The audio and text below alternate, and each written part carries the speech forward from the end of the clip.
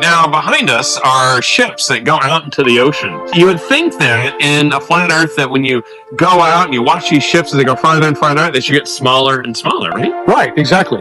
But what would be the difference is if we see the bottom start to disappear. That's right. And Dr. Faulkner, well, he did a really cool experiment on this. Now, a year and a half ago, I was in Virginia Beach.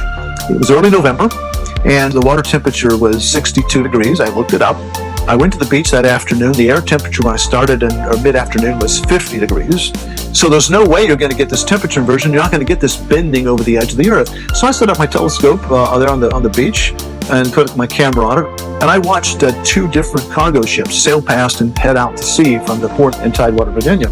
As the ships sail out, the letters were covered more and more and more. Eventually, the hull was completely covered, and then you had like 7 rows of containers, and you only saw 6, and then 5, then 4, then 3. Finally, you saw none. At the end, the ship turned, and all you could see was the bridge castle on the back end of it. So I have the contradictory results. Row bottom sees this effect at the Bedford level, but I've read his account of it, and he did it on a summer day.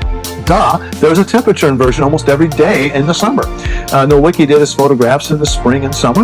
You have to do your due diligence and do it when there's no temperature inversion, and I guarantee you when you do that, you're going to see these things disappear from the bottom up.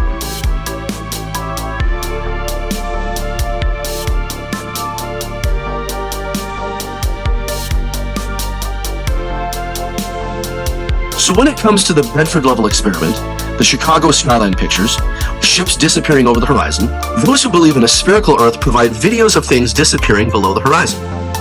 Proponents of the flat Earth show the opposite.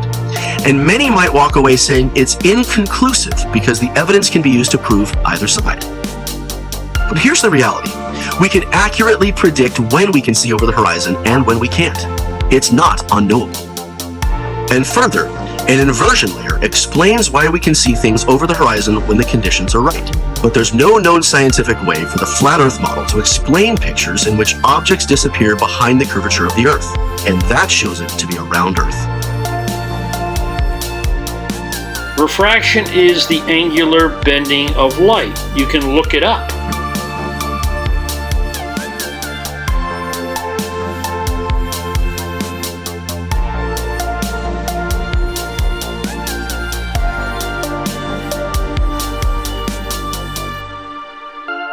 In general, the normal condition of the atmosphere supports sinking and inferior mirage, or upward refraction, as seen in this diagram.